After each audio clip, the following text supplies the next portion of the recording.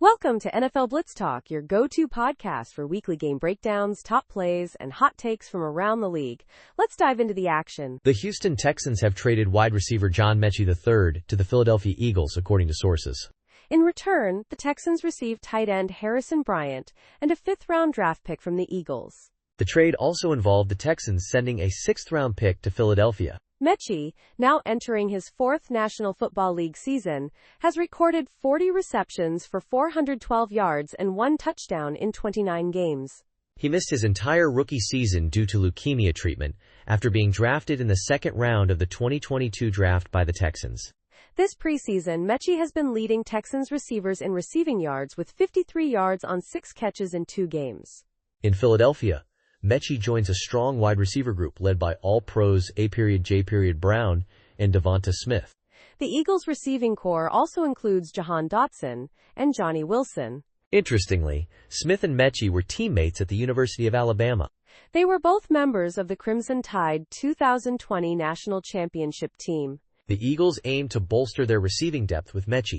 He offers a different skill set compared to other depth players such as Wilson and Akinius Smith. On the other side of the trade, Bryant is starting his 6th National Football League season. He has amassed 98 receptions for 877 yards and 10 touchdowns throughout his career. This report was also contributed to by Tim McManus of ESPN. This trade could significantly impact both teams as they head into the regular season. Cleveland Browns quarterback Dillon Gabriel clarified his recent comment about entertainers versus competitors. This comment, made during a post-game interview, was perceived by some as a slight towards teammate Shedeur Sanders. Gabriel stated that his intention was not to target Sanders, but rather to distinguish between the roles of media and players. He explained that he considers the media to be entertainers, while he and his teammates are competitors. Gabriel emphasized his focus on the team and his commitment to competing for the quarterback position. This clarification comes after social media speculation linked his initial comment to Sanders, who has garnered significant attention as a rookie. Sanders, a fifth-round draft pick, has a high profile due to his father, Deion Sanders. He was sidelined during Saturday's game due to an oblique injury. In his preseason debut, Sanders impressed with 2 touchdowns against the Carolina Panthers.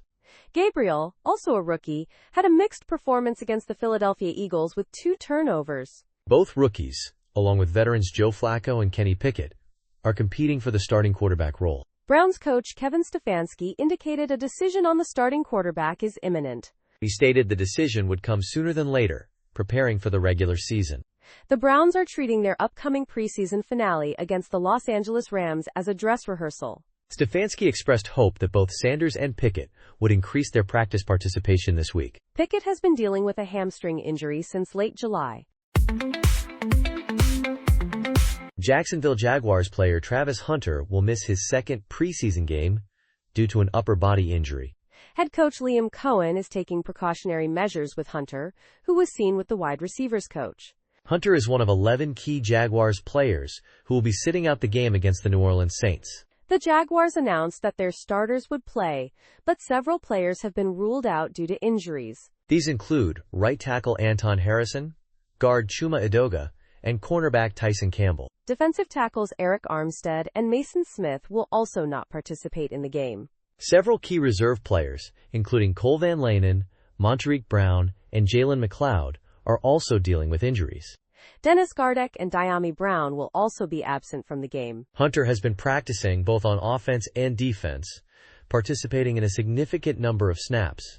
He has taken 364 snaps in various drills, including 17 on offense and 16 on defense in a recent scrimmage. The team is closely monitoring Hunter's injury and his progress playing both positions. It remains to be seen how Hunter's dual role will impact his performance and availability throughout the season. This raises concerns about his ability to stay healthy and contribute effectively at both wide receiver and cornerback. The Jaguars coaching staff will need to carefully manage Hunter's workload to minimize the risk of further injury. It is important for Hunter to focus on his recovery and avoid rushing back onto the field.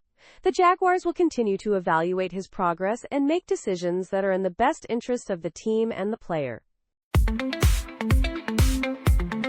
Green Bay Packers running back RB Lloyd is dealing with another hamstring injury. This latest setback may sideline him for the regular season opener, and possibly longer.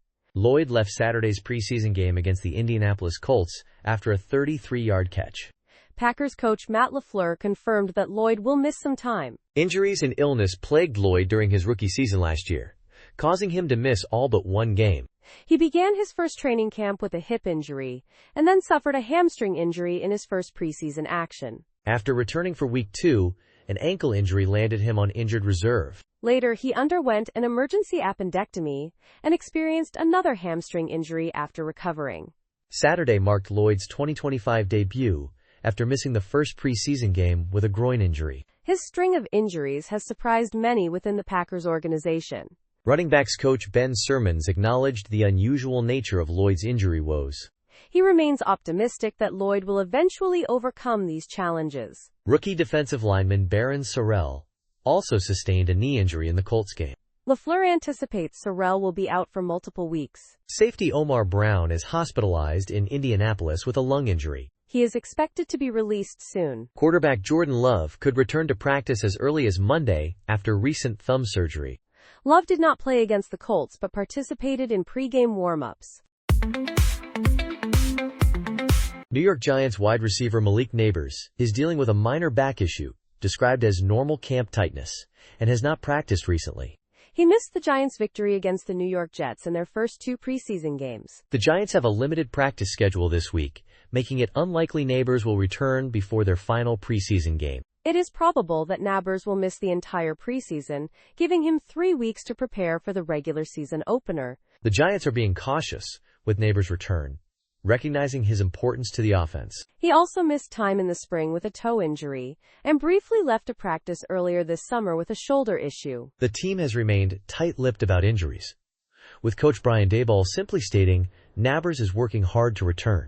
Left tackle Andrew Thomas is also recovering from surgery and is on the physically unable to perform list. Nabers was seen moving well on the sidelines recently, which are positive signs for his eventual return. The Giants' offense relies heavily on Nabers, their top receiver, who had impressive stats last season. He has looked even more dominant in training camp this year when healthy. Cornerback Paulson Adebo praised Nabers' skills, calling him an elite receiver with no apparent weaknesses. The Giants' offense struggled at times in joint practices with the Jets, without Nabers as a target for quarterback Russell Wilson.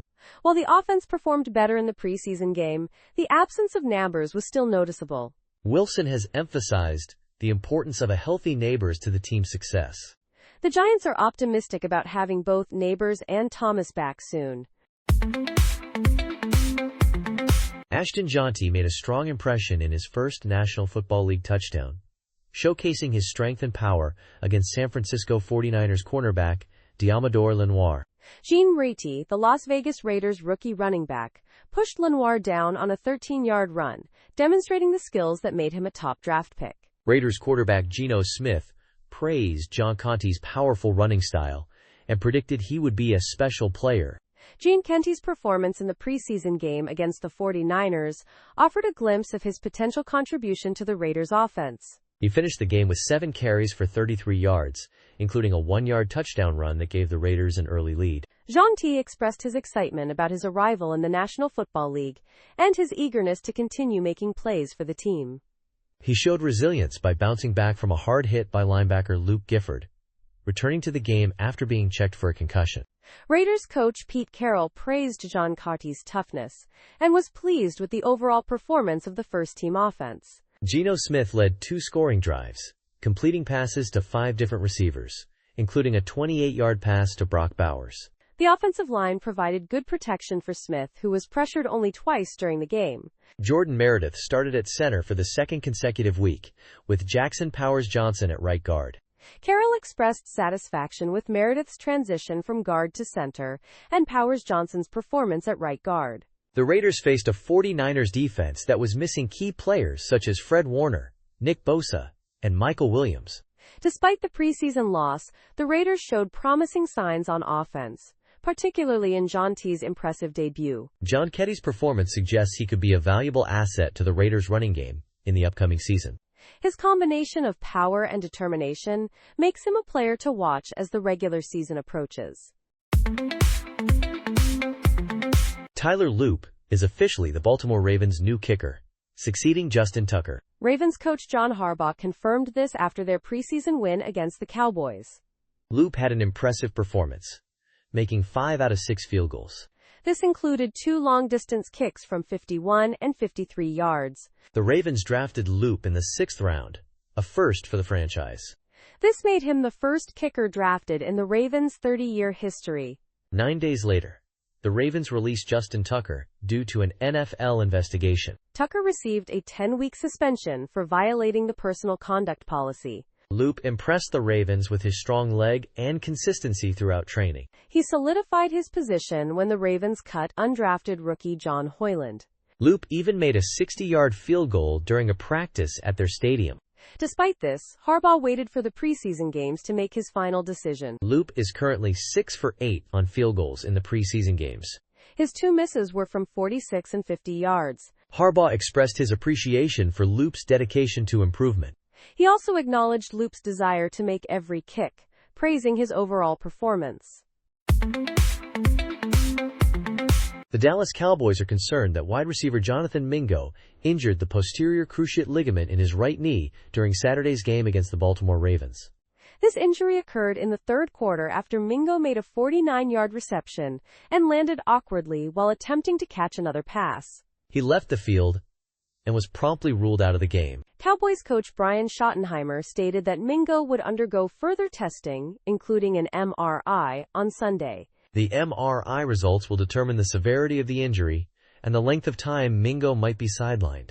This injury could affect the Cowboys' 53-man roster decisions for the start of the season. The Cowboys traded for Mingo and a 7th-round pick in 2025 from the Carolina Panthers. In 8 games with the Cowboys last season, Mingo recorded 5 receptions for 46 yards. However, he did not catch any passes from starting quarterback Dak Prescott, who was injured for much of the season. Mingo had a strong offseason and training camp, leading the Cowboys to consider him for a role as a 4th or 5th wide receiver. He was also expected to contribute on special teams. In 2021, Cowboys running back Ezekiel Elliott played through a partially torn PCL without surgery. While he played every game, he wore a brace that limited his performance. Mingo's potential absence could create roster opportunities for other receivers like Jalen Tolbert, Jalen Brooks, and Ryan Flournoy. These players are competing for spots behind CeeDee Lamb, George Pickens, and Kevontae Turpin on the depth chart. The Cowboys will be carefully evaluating their options as they finalize their roster. When analyzing National Football League rosters, it is important to remember that it is all relative. Each unit is only as good as it is relative to the league's 31 other teams. Here are position-by-position unit rankings for all 32 teams this season, covering the 10 key offensive and defensive groups. At the end is an overall ranking weighted based on positional importance. For example, it is more crucial to be elite at quarterback than at running back. Let us start by looking at the quarterback position. Lamar Jackson led all quarterbacks in quarterback rating, adjusted net yards per passing attempt, and expected points added. Jackson has been an All-Pro for the past 2 seasons and won the National Football League Most Valuable Player in 2019 and 2023. Derek Carr's retirement has left the Saints in rebuild mode at quarterback. 2nd-round rookie Tyler Show is the best bet to emerge as a viable starter. The Minnesota Vikings are a team to watch at the quarterback position this season. They have a lot riding on 2024 first-round pick J.J. McCarthy. At running back, it is hard to find a better duo than Jahmyr Gibbs and David Montgomery of the Detroit Lions. Since 2023, Lions running backs have produced a league-high 5,960 yards and 57 touchdowns. Running back remained a low-priority position for Dallas this past offseason. Javonte Williams, Miles Sanders, and rookie Jadon Blue will compete for carries. The Los Angeles Chargers are a unit to watch at running back after revamping their roster. They added Najee Harris and first-round pick Omarion Hampton. Few teams can compete with the Cincinnati Bengals wide receiver pairing of Jamar Chase and T. Higgins. Chase had a historic 2024 season, leading the league in several receiving categories. The Las Vegas Raiders wide receiver group is led by Jacoby Myers but lacks proven depth. They are hoping for improvement from rookies Jack Betch, Dante Thornton Jr., and Tommy Mellott. The Tampa Bay Buccaneers wide receiver room is one to watch, with uncertainty surrounding Chris Godwin's availability. However, Mike Evans and Jalen McMillan provide a strong foundation. The Jaguars showed improvement in their second preseason game against the Saints after a penalty-ridden first scrimmage. Quarterback Trevor Lawrence and the first-team offense performed well, achieving 7 first downs and 108 yards. Lawrence completed 8 of 10 passes for 76 yards and 1 touchdown. The Saints' cornerback competition remains tight between Spencer Rattler and Tyler Show. Rattler played with the backups but still managed to lead a 2-minute drill for a touchdown and a 2-point conversion. Jackson Dart impressed again in the Giants' second preseason game, leading 2 touchdown drives in the second half.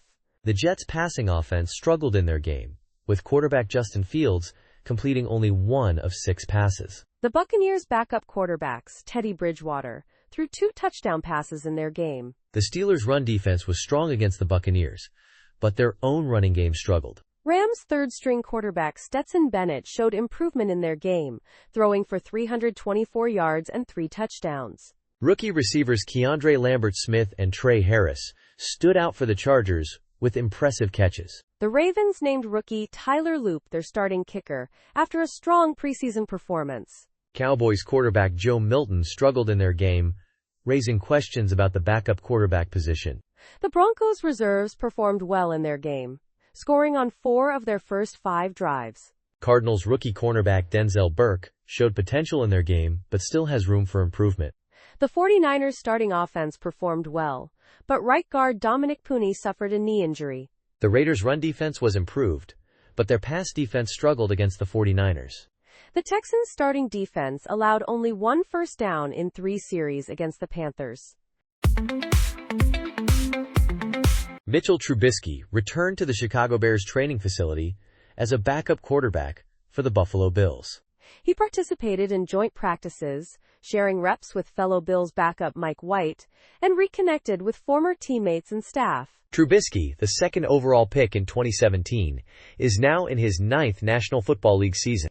He is competing for the backup role behind Josh Allen, the reigning most valuable player. Trubisky acknowledged the privilege and fun of being a franchise quarterback, especially in a city like Chicago. He described his return to where he was drafted as both exciting and scary. Trubisky still aims to be a starting quarterback again.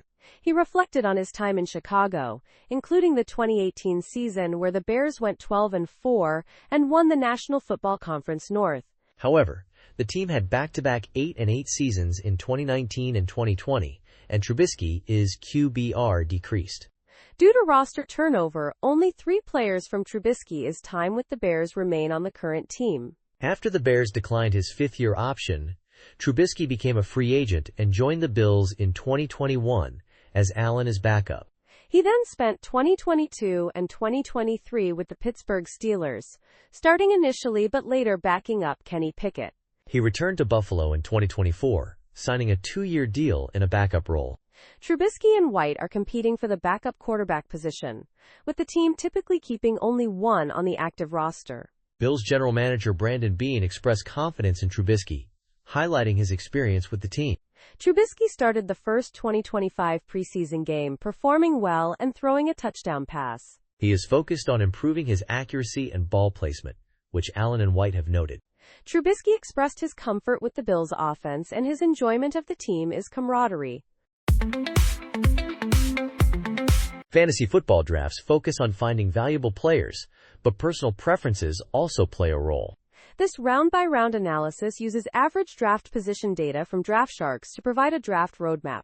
It considers both player value and potential for exciting additions to a roster. In round 1, the best available wide receiver is a good choice, unless Bijan Robinson is available. Robinson is considered a top-tier running back, above others like Saquon Barkley or Christian McCaffrey. If Robinson is unavailable, targets include Justin Jefferson, CeeDee Lamb, and Amon-Ra St. Brown. Round 2 focuses on Jonathan Taylor, or the best available running back.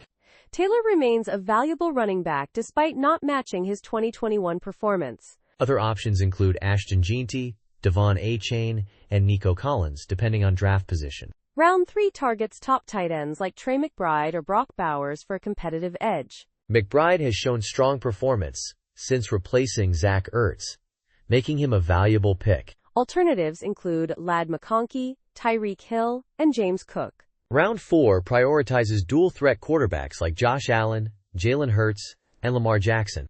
These quarterbacks offer significant rushing contributions and are available later in drafts. If a quarterback is not selected, Kenneth Walker III is a running back target. Round 5 suggests James Conner, a solid running back despite his age. Conner has a consistent record of touches, yards, and touchdowns. Other options in this round include DeAndre Swift, DK Metcalf, and Xavier Worthy. Liz Lawaza ranks Raiders rookie Ashton Jeanty higher than Saquon Barkley in fantasy drafts. This draft guide offers various resources for fantasy football preparation, from rankings to mock drafts. It caters to both seasoned players and newcomers to fantasy football. The guide includes cheat sheets, projections, and depth charts for offensive and defensive players. Various ranking types are available, including staff consensus, superflex, and dynasty. Expert analysis on quarterback, running back, wide receiver, and tight end tiers is provided. The guide also features mock drafts for different league formats, including PPR and superflex. Advice and analysis sections offer insights on sleepers, busts, breakouts, and undervalued players. The Ultimate Draft Board suggests optimal picks for each round in a 12-team league. Articles discuss players to target and avoid, along with potential breakout candidates. Statistical analysis and player spotlights provide further draft guidance. Discussions on specific players like Drake May and Ashton Jeanty are included. The guide also covers injury outlooks for key players. It offers strategic advice for various draft formats, including salary cap and superflex leagues. Information on new fantasy app features and team naming resources is also available. The guide provides a comprehensive resource for preparing for the fantasy football season. ESPN and KFF partnered to survey players from the 1988 National Football League season about their lives after football. The survey examined their physical and mental health, finances, families, and perspectives on the sport today. A key finding is that these former players experience higher rates of chronic pain, disability, depression, and cognitive decline compared to average American men. Despite these health challenges, the majority said they would still choose to play professional football again. The survey was partly inspired by Elena Gilbert, whose husband, Darren Gilbert, a former New Orleans Saints player, struggled before his passing in 2022. The 1988 Saints teammates value their camaraderie, but also mourn the loss of several former teammates and face physical decline attributed to football. The survey included a representative sample of the 1988 NFL players, with data collected online and by telephone. Researchers attempted to contact players or their families, including those who had passed away. The final sample included 546 former players and 19 interviews with family members. Participants received a $100 gift card or the option to donate it to Gridiron Greats. The team made efforts to represent the demographics of the 1988 league, such as race, ethnicity, position, teams, and years played. The final sample closely reflected the 1988 player demographics without needing adjustments. The response rate was 40% for living players and 16% for families of deceased players.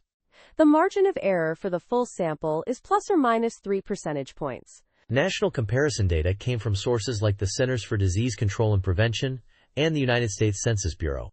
This data focused on men aged 55 to 75 and relies on self-reported information. That's a wrap on this week's NFL Blitz Talk. Thanks for tuning in. We'll catch you next time with more gridiron fire and fearless breakdowns. Thanks for tuning in to NFL Blitz Talk. Catch you next time.